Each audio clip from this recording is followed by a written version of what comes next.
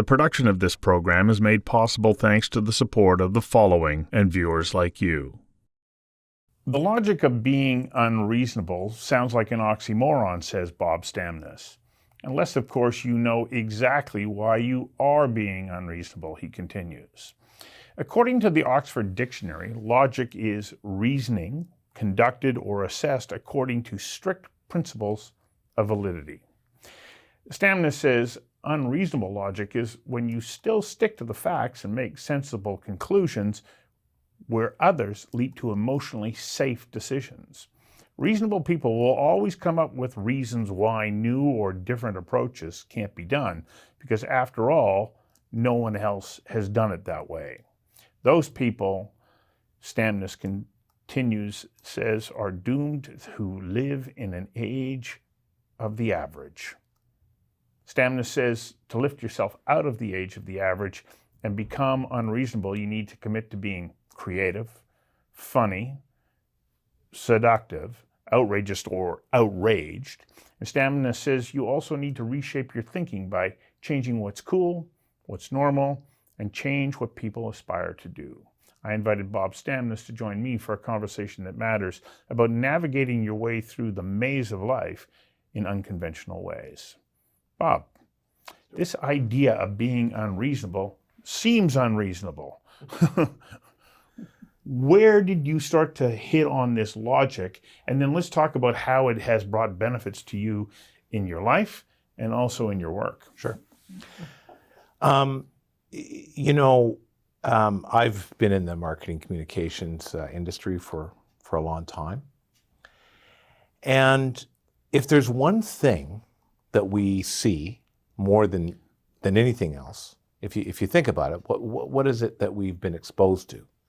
More than film, more than television, more than books, it's advertising. We've grown, all of us have grown up with that, surrounded our entire lives. We're bombarded by it. Bombarded by it. Yeah. And to the point where people have a very, they have an incredible internal barometer and a measurement of what resonates and what doesn't, what they like and what they don't like, what appeals to them and what doesn't appeal to them. And yet, we live in this age and in this world, and have for a long time, where so much of it is the same. So as it relates, to kind of my world and in my industry, myself and others have for years recognized, for a long time, really ever since advertising was created, that there is a need to stand out, to be different, to differentiate.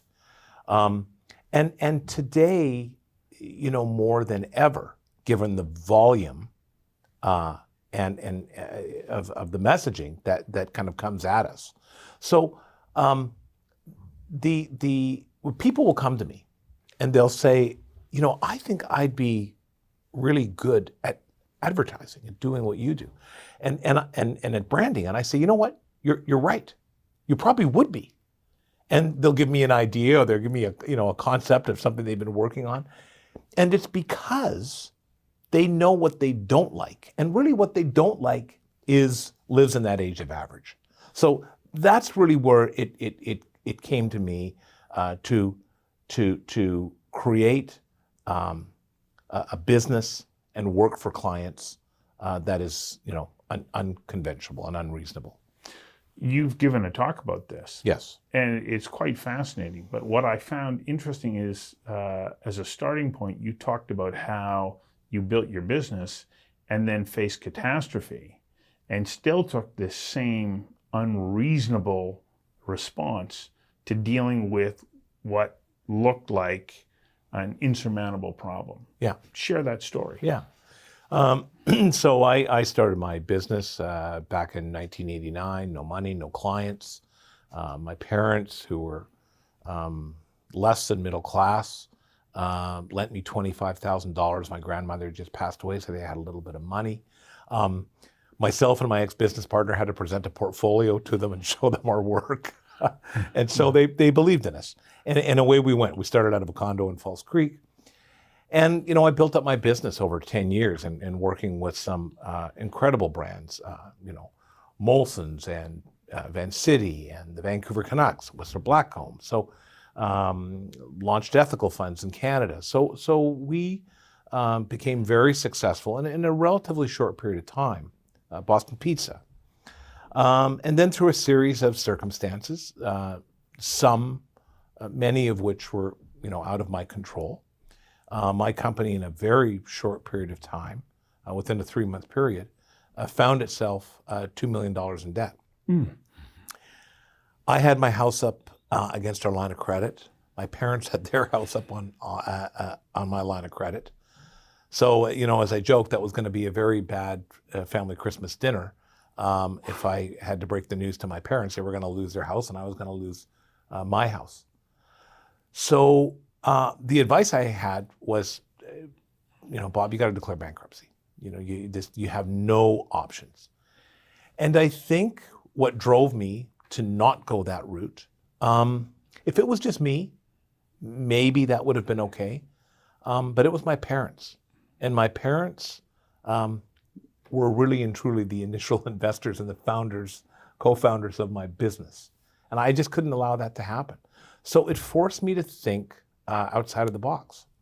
It forced me to think, okay, how am I going to deal with this? And, there's a famous Star Trek episode where, Captain Kirk is given a test that no other Starfleet officer has passed. Right. And he passed it. Yeah. And why did he pass it? Because he changed the rules. He was able to change the rules. He was able to Spock change. said he cheated, but he cheated, but he cheated. But he changed the rules. So I being a Trekkie, I thought this is how I need to think about this. I'm going to change the way we approach this. And so I didn't play fast and loose with my clients' money, and major clients at the time, Toyota.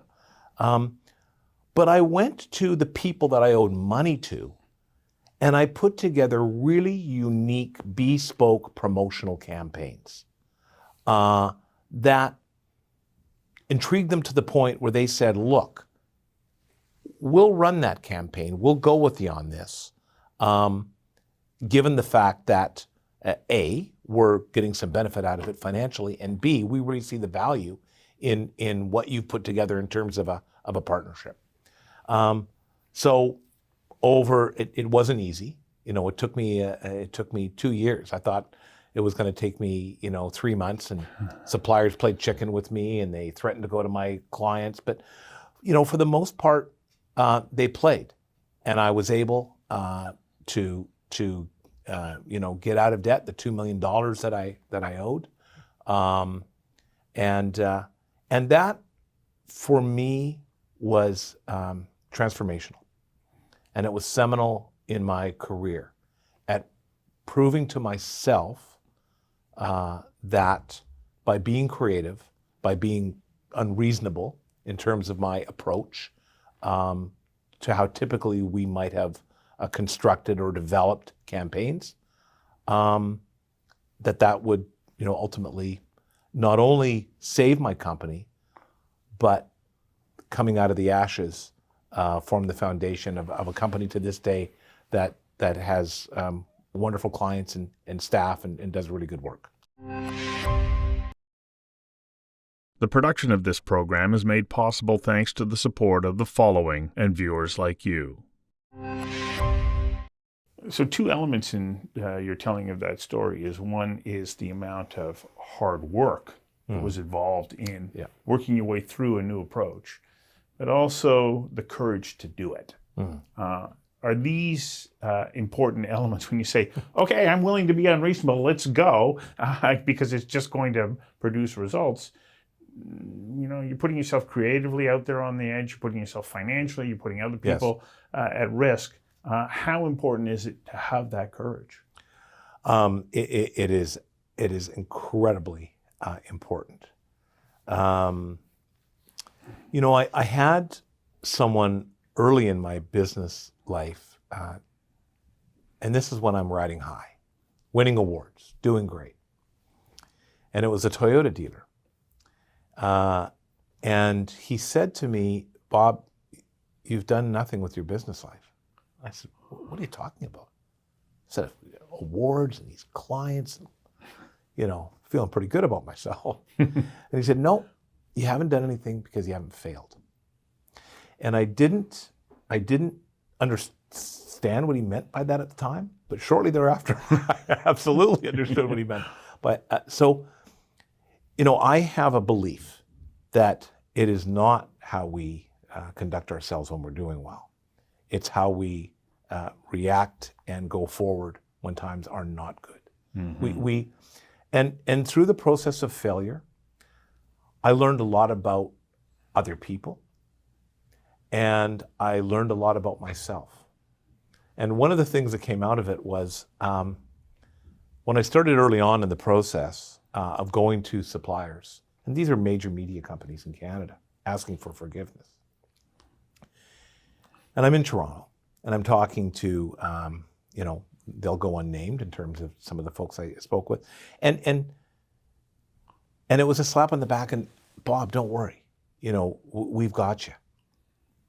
And then I get back to Vancouver, and there's a letter there sitting from their legal team demanding payment. So what I learned was, and I coined this phrase, it must exist in another form somewhere, beware of the agreeable man. Beware of someone who is seemingly too willing at the outset. And I learned to actually, and I worked with, there was a guy who was a sales manager at Rogers, and I told him my story. I thought he was going to throw me out the window. He said, absolutely not. Unacceptable. We are not forgiving this debt that you have to us. And so I went back and I worked with them, and we managed to work something out. So it does take courage, but I also think it takes a level of experiencing it. Mm-hmm. And none of us know, there is no school, there's nothing at Harvard that teaches you about failure. And yet, it is such an unbelievable teacher in terms of, how we learn, and then I think chart what our career life looks like going forward. In those moments when you're watching your world unravel and there's all these people nattering at you, blah, blah, blah, blah, blah. I always think about Rudyard Kipling's poem, If you can keep your head when all about you are losing theirs and blaming you. It feels that way. and in many ways they are blaming you. But it's about the ability to say, no, I'm not giving up on myself. And then you move forward. Exactly. And I also think it has to do with, quite frankly, I think there's some ego involved here in the sense that, you don't want to let people down who work with you or are part of your organization or your partners or your suppliers. So I think that's a good motivator. And I think part of it is principles and ethics and just simply doing the right thing and how important, that is in one's life. So. The production of this program is made possible thanks to the support of the following and viewers like you. Where did you come up with the idea of living in the age of the average? I like that as well. Well, look, we're surrounded by average, and it is so ubiquitous. If you look at going from look at every major city in the world. And how they've become homogenized. Architecture, with exceptions, of course, exceptions to all of this. Automobiles, household goods and appliances, and yet, what is it that takes us back? What is it that engages us? What is it that people comment about? It is the things that are not those things. It is the things outside of the age of average, and so. If we, talking in the business context and the brand context, if you need to stand out, and everyone does need to stand out, even Apple, even Tesla, even Microsoft, you go back to those early days, you look at what Steve Jobs did.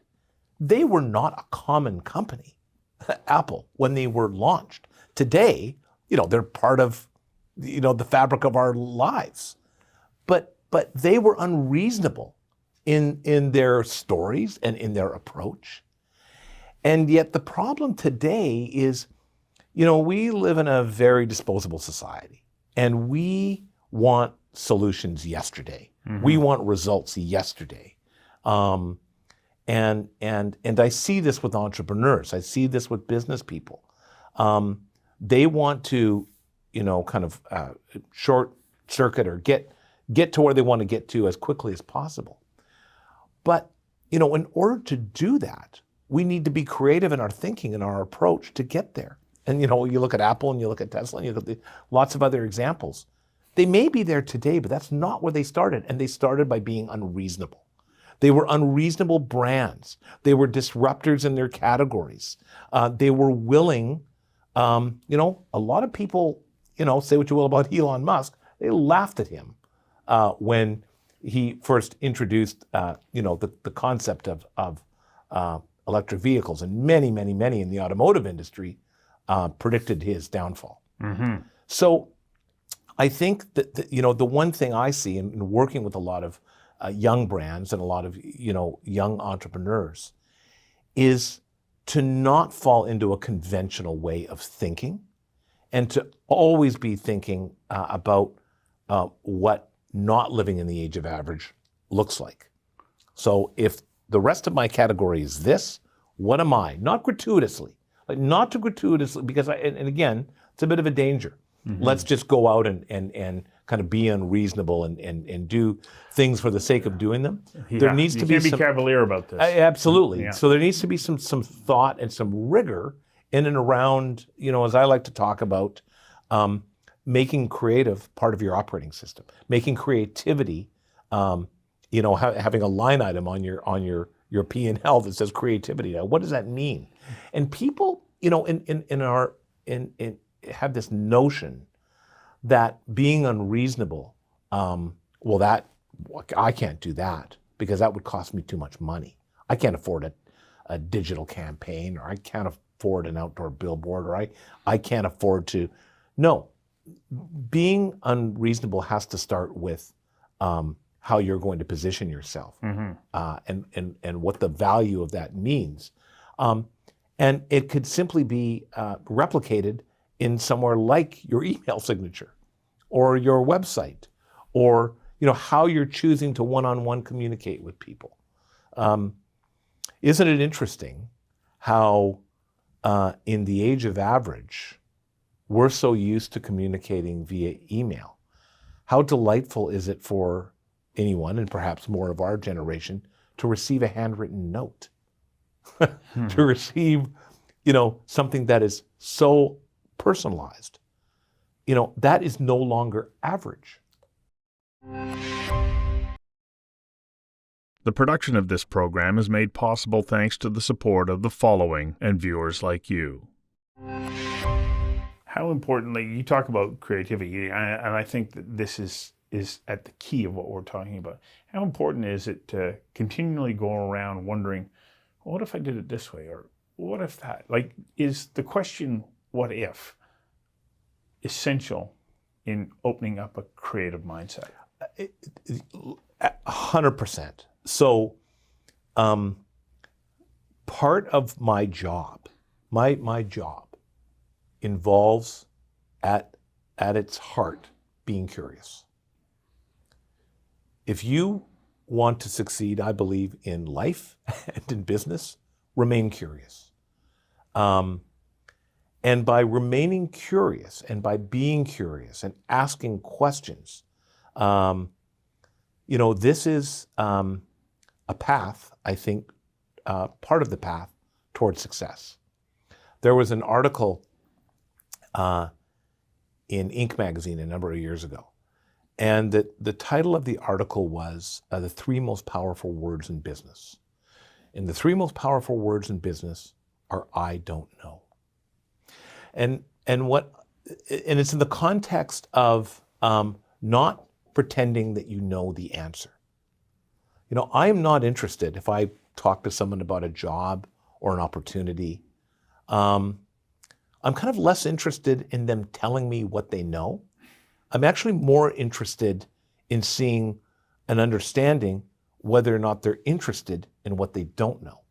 And so by virtue of being curious in business, and the what if is absolutely essential towards ultimately being creative. Because, you know, oftentimes, you know, there's many businesses that have a real sense of where they want to go, what they want to do, and what that needs to look like. Where those businesses start to fail is accepting that once that journey started. You constantly need to be asking yourself the questions and surrounding yourself with people who you can ask.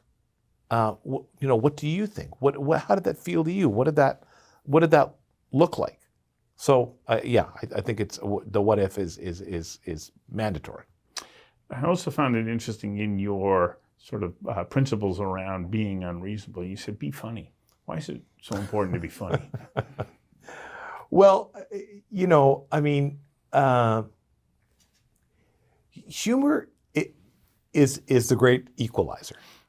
You know, it is the one thing that no one has kind of you know, their own constituency in and around. I mean, humor is everyone loves funny. Some like different funny. You know, my daughter and I went to see the new Barbie movie, and it was the first time in a long time I heard an entire audience laughing.